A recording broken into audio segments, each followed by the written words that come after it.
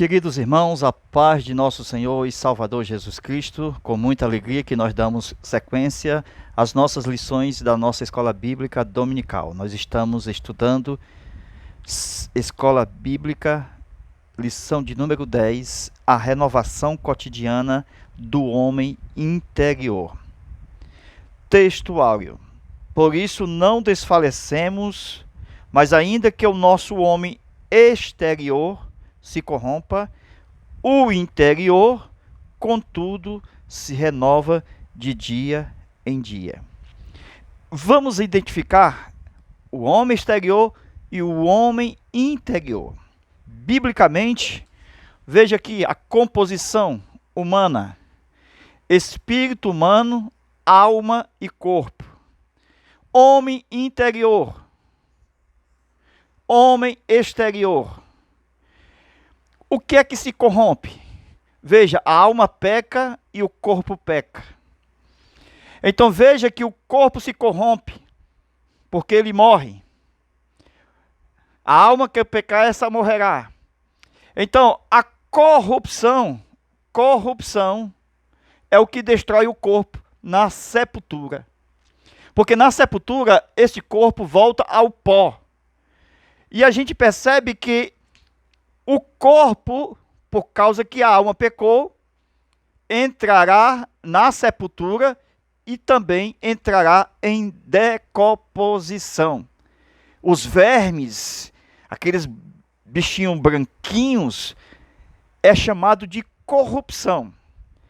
Aqueles mesmos que comem aqueles cachorros no meio da estrada que estão mortos.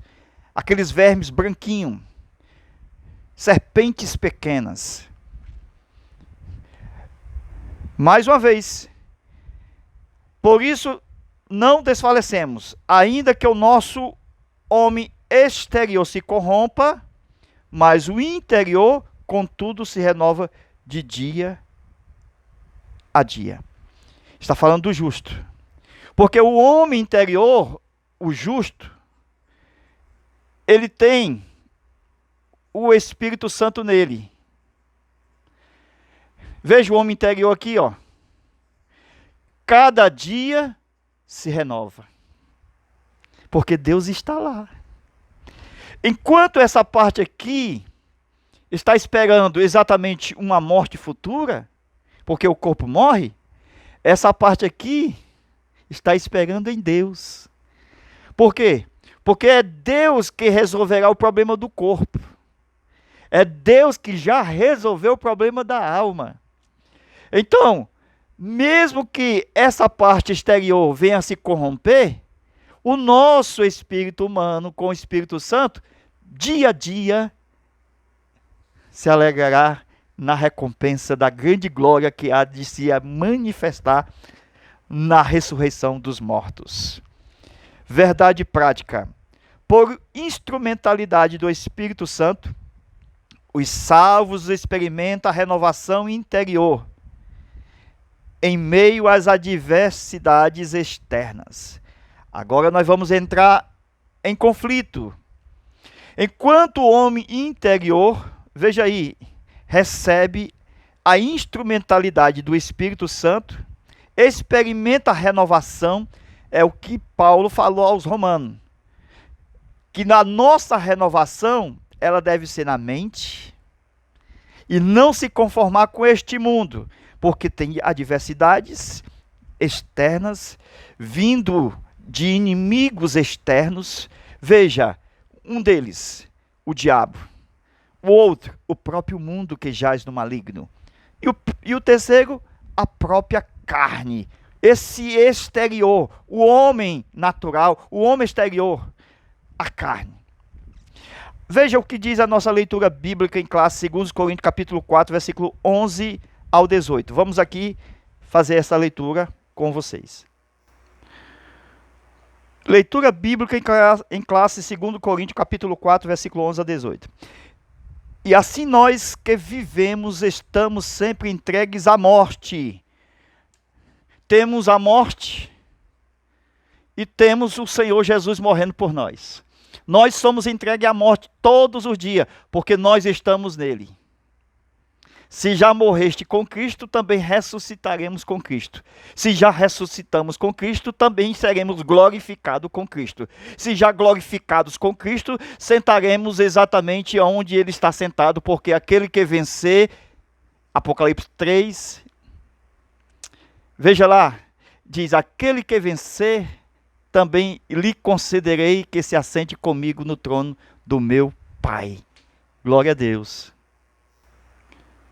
Versículo 21. Apocalipse 3 e 21.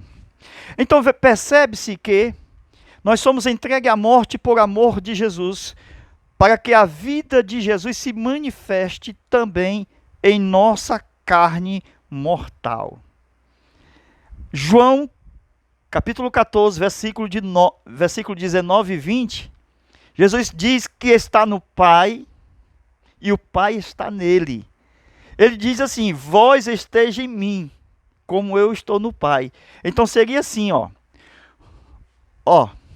João 1 e 18, temos o Pai e o Filho dentro do Pai. Tá certo? Só que o Pai precisa enviar o Filho. Então vai ficar assim, o Pai e o Filho, juntinho. Então vamos fazer aqui mais junto. Vai ficar juntinho. Entendeu? Depois Jesus fala nós nele e ele no Pai. João 14, versículo 19 e verso 20. Ok? Vamos ver o versículo? Vamos lá. Versículo de número 20. Diz o seguinte: naquele dia vós conhecereis que estou em meu Pai. Veja aí.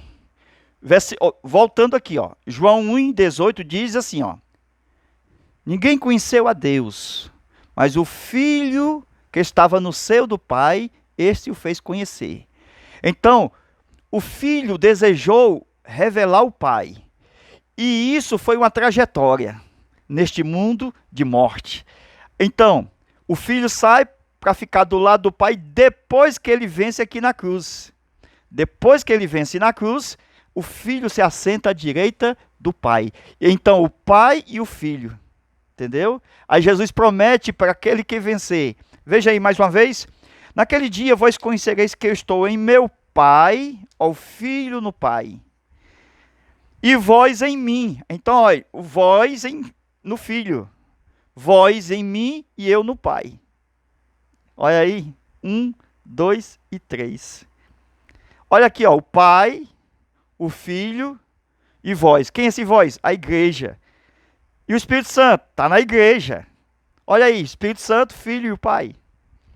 Amém? Então, continuando aqui a leitura, mais uma vez, vamos lá.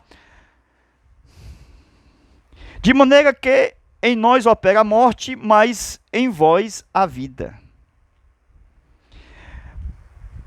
E temos, portanto, o mesmo espírito de fé, como está escrito, que por isso falei, nós cremos também, por isso também falamos. Sabendo que o que ressuscitou o Senhor Jesus, nos ressuscitará também por Jesus e nos apresentará convosco. Vamos ver essa parte aqui? Vamos lá? Então, quem ressuscitou o Senhor Jesus Cristo, quem ressuscitou também nos ressuscitará. Então, veja que Deus, Pai, Filho, agora o Filho aqui no corpo, ok? E Espírito Santo. Percebe que o Filho, o corpo veio para a sepultura. Como nós também vamos vir para a sepultura. Então, quem ressuscitou o corpo de Jesus é também o mesmo que ressuscitará nosso corpo também mortal. Então veja que quem ressuscitou o corpo de Jesus foi o Pai. Quem ressuscitou o corpo de Jesus foi o Espírito Santo. Quem ressuscitou o corpo de Jesus foi o próprio Filho. Entendeu? Os versículos da Bíblia dizem que o Pai ressuscitou Jesus e também o próprio Filho ressuscitou ele mesmo e o Espírito Santo ressuscitou o Senhor Jesus na sepultura. Então Deus é o ressuscitador dos mortos. Veja, a próxima. Porque tudo que é por amor de vós, para que a graça multiplicada por meio de muitos torne abundante a ação de graças para a glória de Deus. Por isso não desfalecemos, mas ainda que o nosso homem exterior se corrompa, porque a morte, irmão, ela legaliza no pecador a corrupção. Há um germe chamado de corrupção, que ele é ativo no pecador na hora da morte. Isto está na coluna vertebral. Quando a pessoa morre, aparece exatamente nas virilhas manchas identificando a morte do homem. E a lei divina permite que a corrupção invada o corpo. E ela sai da coluna, vai para o cérebro e de lá vai para todo o corpo. Por isso que existe a decomposição do corpo, por causa dessa corrupção que destrói. Entendeu? Mais uma vez, por isso não desfalecemos, mas ainda que o nosso homem exterior se corrompa, o interior, contudo, se renova dia em dia. Portanto, a nossa leve e momentânea tribulação produz para nós um peso eterno de glória. Muito excelente. Vamos olhar essa parte? Vamos lá. Veja que as tribulações, as angústias e as dores é mundo. No mundo tereis aflições, tereis dores, tereis angústia. Tudo isso é mundo. Veja o que diz a nossa leitura bíblica, verso 17. Porque a nossa leve e momentânea aflição, dor, angústia, nossa leve e momentânea, veja aí, tribulação, produz para nós um peso eterno. Então, tudo que nós passamos aqui neste mundo, vai produzir em nós um peso eterno de glória. Entendeu aí? Um peso. Esse peso eterno de glória é galardão.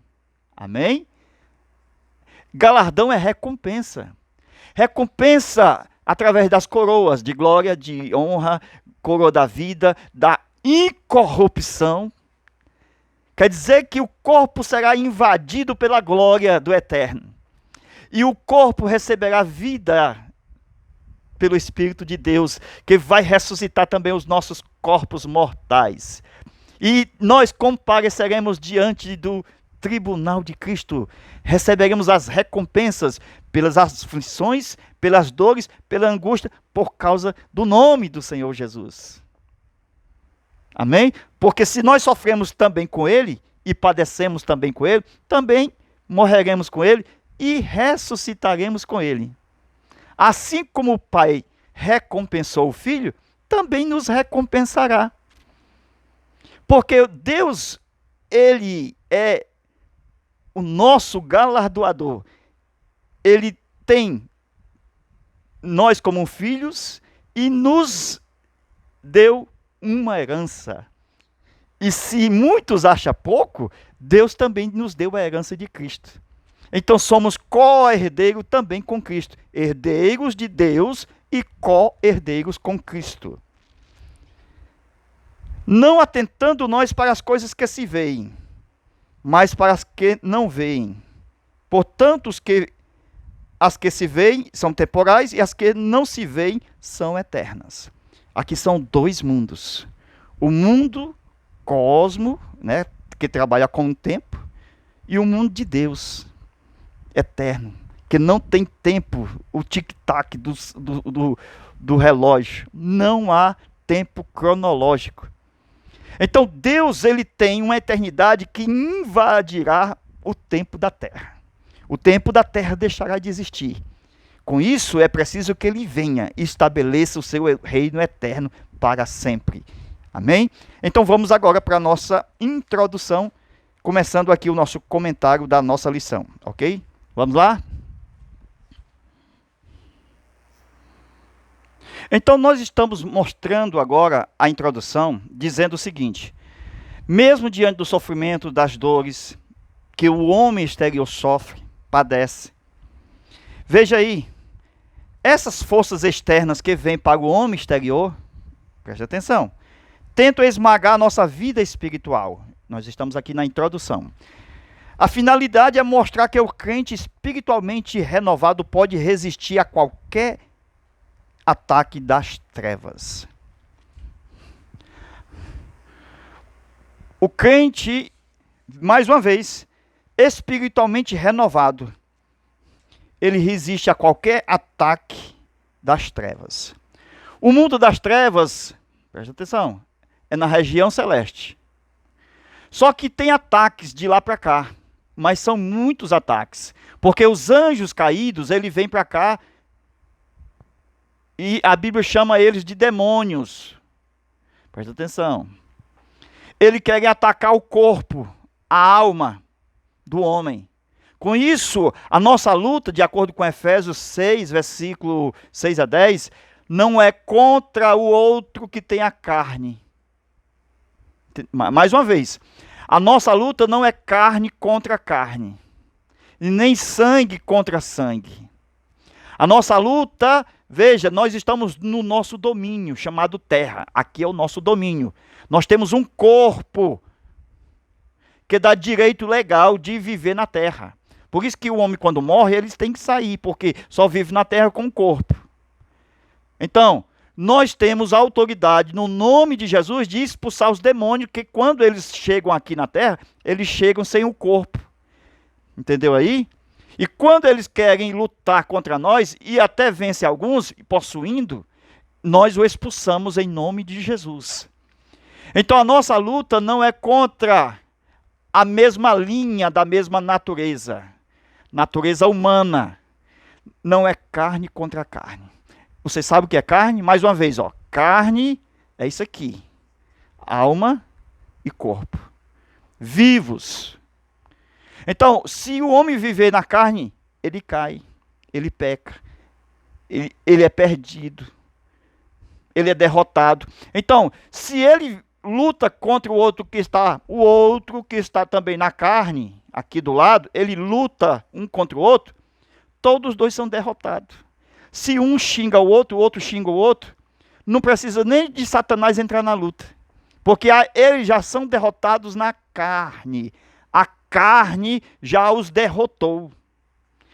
Entendeu aí? Nem precisa Satanás chegar aqui para derrotá-los, porque eles estão lutando, se degladiando a si próprio. Entendeu? Mas tem um outro mundo, chamado mundo das trevas. Esse mundo das trevas tem o líder principal, chamado de diabo ou Satanás, e tem também os seus demônios. Então, nós não podemos lutar no mesmo nível, homem contra homem. Entendeu? Nós temos que lutar contra os demônios. São esses demônios que ficam aqui, ó, escondidos, ó, por trás deste homem que está na carne. Outro demônio fica aqui por trás deste homem que está na carne. Então, o mundo das trevas invadiu o mundo dos homens. E a nossa lição diz assim, ó: o crente precisa vencer a resistir a qualquer ataque das trevas. Veja o ataque das trevas e o ataque das trevas nos homens. Porque o homem espiritual, ele não luta contra outro homem. Entendeu aí? Ele não dá ouvido aos demônios, ele discerne bem espiritualmente. Ele sabe que eles têm uma família com ele aqui, ó, e não o demônio. Ele sabe que tem filhos aqui e não demônio. Então, ele discerne bem essa luta carnal, porque ele é espiritual. E ele sabe que a luta dele não é contra o seu irmão. Pastores amaldiçoando os membros da igreja. A luta não é pastor contra os membros. A luta é contra o que está por trás. O homem tem que lutar contra os demônios que ele atiçam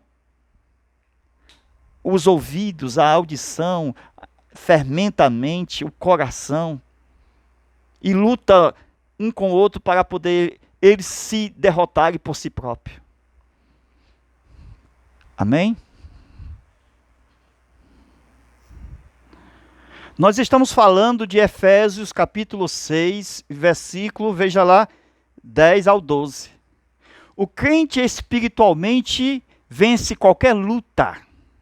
Porque a luta das trevas, né? Estamos falando do crente lutando contra as trevas exteriores, onde tem os principados, potestades, né, dominadores, tudo nas regiões celestes. Então o crente, ele luta nessa dimensão.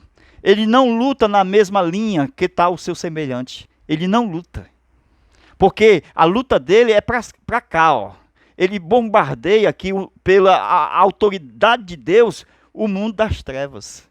E se o mundo das trevas vier para cá, ele tem autoridade para expulsar. É isso aí.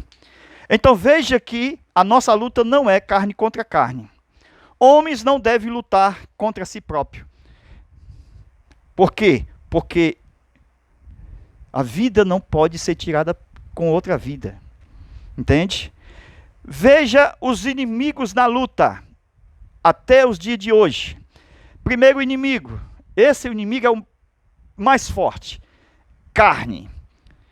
É o maior inimigo do homem, a própria carne, o eu, a mente. Segundo inimigo, o diabo. Terceiro inimigo, o mundo. Então veja que a luta é nós contra os espíritos malignos. Entendeu aí?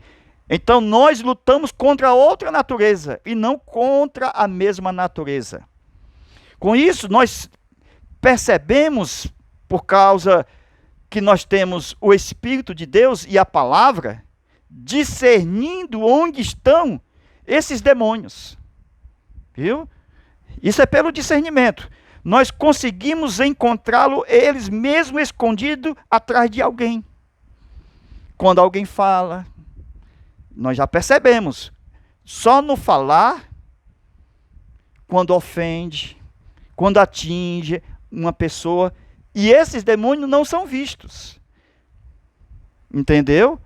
Mas são vistos na pessoa e não pela vista. Porque a visão é pela fé, para poder enxergar o mundo das trevas. Por isso, se nós conseguir enxergar quem está por trás aqui, nós não lutamos contra o nosso semelhante, porque nós sabemos que é alguém que está por trás dele e não ele. Entendeu? É alguém tentando ele. Temos que discernir que essa luta tem alguém por trás. Se nós discernir que tem alguém por trás e sabermos que não é a pessoa, nós mudaremos os nossos atos, nós mudaremos as nossas escolhas. Nós fomos feitos para lutar contra outra natureza, mundo das trevas. O domínio da luta humana é na terra. E assim como Jacó lutou com um anjo e prevaleceu, imagine Jesus entregando o poder do reino à igreja. O Espírito Santo está com o justo.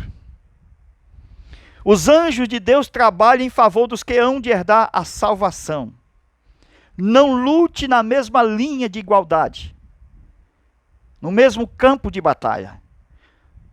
Não se degladeie entre si próprio, da mesma natureza humana. Mas lute na outra linha, na outra esfera. Nas regiões celestes, onde está o Golias, onde está Satanás, aonde está o escudeiro. O que nós vemos é na mídia, as pessoas matando uns aos outros, através de palavras e de ofensas. E tudo isso são obras de demônios por trás dessas pessoas. Elas aproveitam porque não aparece ali o seu corpo para maltratar alguém. Entendeu aí? Olha aí a artimanha de Satanás atuando de forma oculta nas redes sociais, através de pessoas. Se o juízo de Deus já está determinado para os maus, que continuaram maus, Por que lutar carne contra carne? Se os maus já estão sentenciados ao juízo. Pensamos muito bem sobre isto. O justo tem promessa da glória, do peso da glória eterna. Mas tudo isso temos que vencer esta carne. Davi, quando lutou contra Golias, Golias, representando aqui a Satanás, enviou o escudeiro para lutar contra Davi. E o escudeiro, representando a carne, querendo vencer a outra carne, Davi disse: não é assim que eu vou vencer.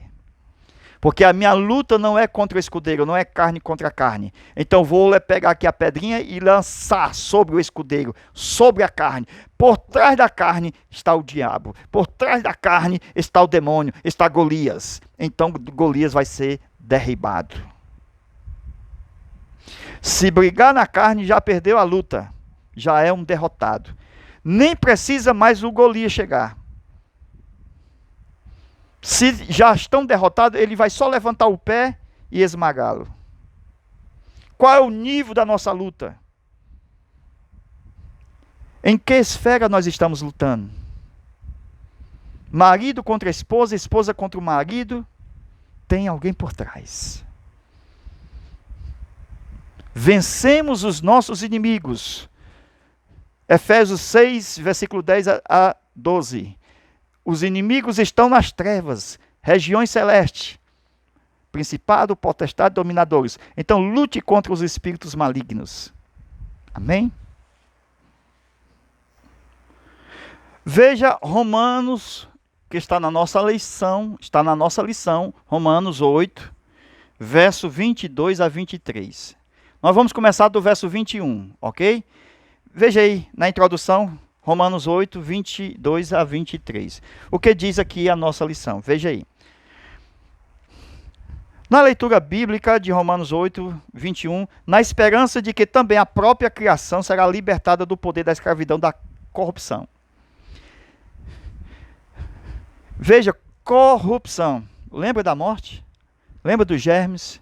Então a criação vai ser liberta desta corrupção, desta morte. É o nosso último inimigo, é a morte. E o nosso Deus aniquilará, porque é um Deus de paz. E Jesus já venceu a morte. E deixou ela por último. E vai apanhar muito ainda a morte. Amém? Veja mais uma vez. Na esperança de que também a própria criação será libertada do poder da escravidão melhor, vamos lá? Também a própria criação será libertada do poder que a escraviza na corrupção, para a liberdade gloriosa dos filhos de Deus. O que é esta liberdade gloriosa dos filhos de Deus? Liberdade gloriosa, glória do corpo, glória da ressurreição, da imortalidade dos filhos de Deus. Os filhos de Deus hoje morrem pelo corpo, mas a criação, Paulo vê ela como se fosse uma gestante, uma mulher, que está pronto para dar luz. Veja o próximo versículo, para vocês entenderem o que eu estou falando. Versículo 22. Sabemos que toda a criação geme, conjuntamente suporta as angústias de dores de parto, até agora. A criação é tida por Paulo como uma mulher grávida. Agora veja o tamanho da gestação desta criação. Veja o tamanho. Todos nós aqui, aqui é a criação. E ela geme com dor de parto. Olha o tamanho aqui da mulher gestante, esperando a libertação dos filhos de Deus. Os filhos de Deus vão ter que sair. Veja para onde é que vão sair, ó. Eles vão para a casa do Pai, que há muitas moradas. Qual é a liberdade gloriosa? É porque se um crente morre hoje, o seu corpo fica na sepultura, enquanto a sua alma vem para cá. Na vinda de Cristo, a alma vem para o corpo e é ressuscitado. E há uma glória infinita nessa ressurreição. E que nesta ressurreição, o Senhor, quando vier, ele vai glorificar não só os justos, mas também vai renovar a terra. Porque vai haver o milênio. Olha a glória. 1000 anos de paz. Então, a liberdade gloriosa dos filhos de Deus é que os filhos de Deus, com esse corpo ressurreto, glorificado, ele terá acesso a céu e a terra. Amém? Ele terá acesso a céu e a terra.